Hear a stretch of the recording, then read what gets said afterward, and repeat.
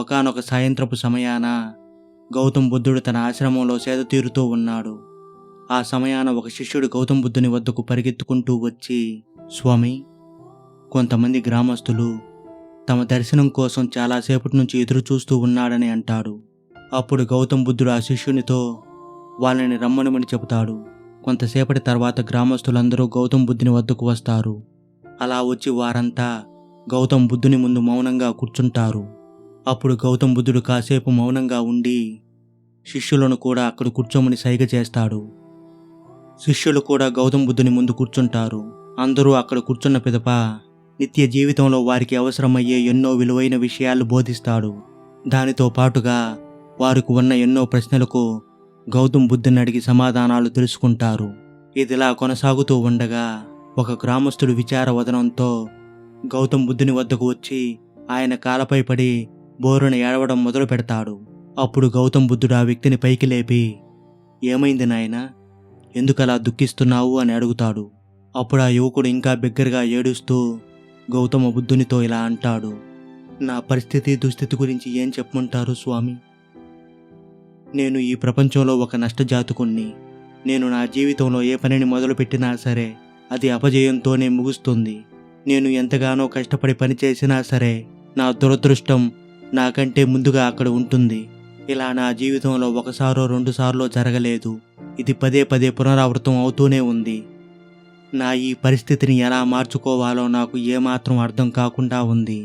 జీవితం మీద ఉన్న కాస్తంత ఆశ కూడా రోజు రోజుకు సన్నగిల్లిపోతూ ఉంది. నా ఈ పరిస్థితిని దుస్థితిని ఎవరితో పంచుకోవాలో నాకు ఏమాత్రం అర్థం కావడం లేదు. నా జీవితంలోనే ఎందుకు ఇలా జరుగుతుందో నాకు ఏమాత్రం తెలియడం లేదు.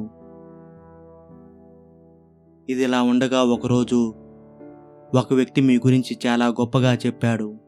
ఒక్కసారి మిమ్మల్ని కలిసినట్లయితే నా ఈ సమస్యకు చక్కని పరిష్కార మార్గాన్ని కూడా మీరు సూచించగలరని కూడా చెప్పాడు. అందుకే నేను మిమ్మల్ని వెతుక్కుంటూ ఇంత దూరం వచ్చాను అని చెబుతాడు. అప్పుడు గౌతమ్ బుద్ధుడు ఆ యువకుని ఓదార్చి, ఏడవకు నాయనా, ఏడుపు వల్ల నీ మనస్సు బుద్ధి మరింత అంధకారంలో కూరుకుపోతుందే కానీ అది నీ జీవితానికి ఏమాత్రం వెలుగును ప్రసాదించలేదు. అందుకే నీవిక దుఃఖించడం ఆపు. నీ మనస్సును సదా ప్రశాంతంగా ఉంచుకోవడానికి ప్రయత్నించు. అప్పుడు నువ్విక ఏం చేయాలో నీకొక మార్గం కనిపిస్తుంది అని చెబుతూ అప్పుడు గౌతమ్ బుద్ధుడు ఒక్క నిమిషం మౌనాన్ని వహించి ఆ తర్వాత ఆ యువకుని తీసుకుని ఆశ్రమానికి వెనకవైపు ఉన్న ఉద్యానవనానికి తీసుకెళ్తాడు. అక్కడ ఆ ఉద్యానవనం అంతా ఎన్నో రకాలైన పూలతో మరెన్నో చెట్లతో పచ్చగా కలకలలాడుతూ ఉంటుంది. ఆ ఉద్యానవనంలో మరొక వైపున గడ్డి బాగా పెరిగి ఉంటుంది. ఆకాశాన్నంటే ఎత్తైన వెదురు చెట్లు బాగా ఏపుగా పెరిగి ఉంటాయి. అప్పుడు గౌతమ్ బుద్ధుడు ఆ యువకునికి అక్కడ పెరిగి ఉన్న గడ్డిని వెదురు చెట్లను చూపించి కాసేపు మౌనంగా ఉండి కొంతసేపటి తర్వాత ఇలా చెప్పనారంభిస్తాడు. కొంతకాలం క్రితం ఈ ప్రాంతమంతా ఎన్నో ముళ్లతో రాళ్లతో నిండిపోయి ఒక ఎడారిని తలపిస్తూ ఉండేది. ఆ సమయాన నేను ఈ ప్రాంతానికి వచ్చాను.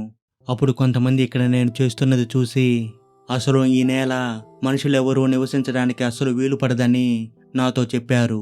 అయినా నేను వారి మాటలు వినకుండా ఈ భూమిని చదును చేసి మొక్కలు నాటడం మొదలుపెట్టాను.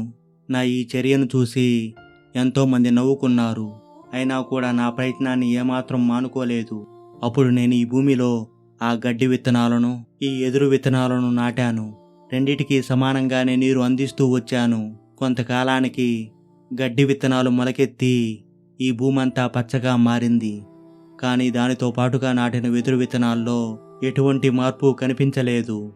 అయినా సరే నేను ఆ విత్తనాలకు ప్రతిరోజు నీరు పోస్తూ ఉండేవాడిని. ఇలా 1 సంవత్సర కాలం గడిచిపోయింది.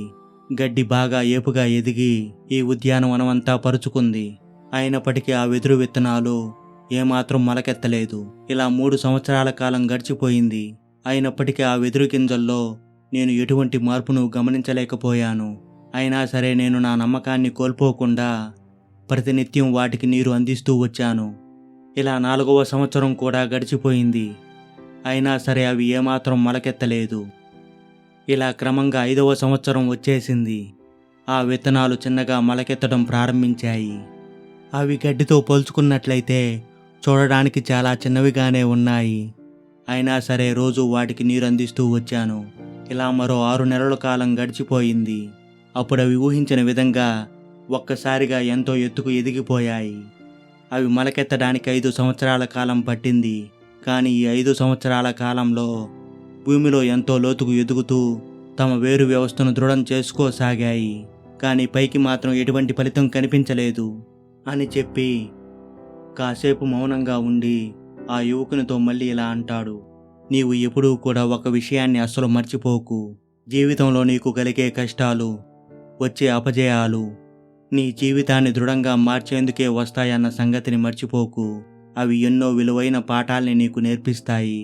అటువంటి కష్ట సమయాన నువ్వు నేర్చుకున్న ఆ విలువైన పాఠాలే నీ జీవితాన్ని ఎంతో దృఢంగా మారుస్తాయి. నువ్వు చేస్తున్న పనిలో ఓటమి ఎదురైనంత మాత్రాన నువ్వు ఎప్పుడూ ఓడిపోతూనే ఉండవు. నువ్వు చేస్తున్న పనిలో ఓడిపోయిన ప్రతిసారి నేర్చుకున్న పాఠాల్ని మననం చేసుకుంటూ మళ్ళీ తిరిగి లేచి ముందుకు సాగిపోతూనే ఉండాలి. ఆ సమయాన నీపై నీకున్న నమ్మకాన్ని మాత్రం ఎట్టి పరిస్థితుల్లో కోల్పోకూడదు.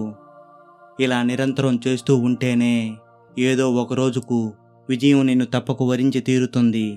అందాక నువ్వు చేస్తున్న ప్రయత్నాన్ని ఏమాత్రం విడిచిపెట్టకూడదు. నీ చుట్టూ ఉన్న పరిస్థితులకు లొంగిపోయి రాజీ అస్సలు పడకూడదు.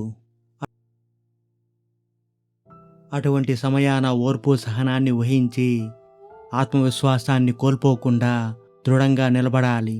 నీకు కూడా జీవితంలో ఒక సమయం తప్పకుండా వస్తుంది అని చెప్పి కాసేపు మౌనాన్ని వహించాడు గౌతమ బుద్ధుడు. అప్పుడు అర్థమైంది ఆ యువకునికి గౌతమ బుద్ధుని మాటల్లోని ఆంతర్యమేమిటో. ఇప్పుడు అతని మనసు ఎంతో ప్రశాంతతతో నిండిపోయింది. అటువంటి కాని సమయాన ఎటువంటి తొందరపాటు నిర్ణయాలు తీసుకోకూడదు. నీకంటూ ఒక సమయం ఖచ్చితంగా వచ్చి తీరుతుంది. ఆ సమయాన నీ చుట్టూ అలుముకున్న ఎంత కారు చీకటైనా వచ్చే వెలుగు కిరణాలకు భయపడి పారిపోతుంది. అప్పుడు నీ జీవితంలో వెలుగు నిండి తీరుతుంది అని చెబుతాడు గౌతమ బుద్ధుడు ఆ యువకునితో. ఈ కథను విన్న ఆ గ్రామస్తుని మనస్సు ఎంతో ప్రశాంతతతో నిండిపోతుంది. ఇంతకాలం తనకు ఉన్న అనుమానాలన్నీ ఒక్కసారిగా పటాపంచలైపోతాయి. అప్పుడు గ్రామస్తుడు ఎంతో ఆనందంతో తన గ్రామం కేసి బయలుదేరుతాడు.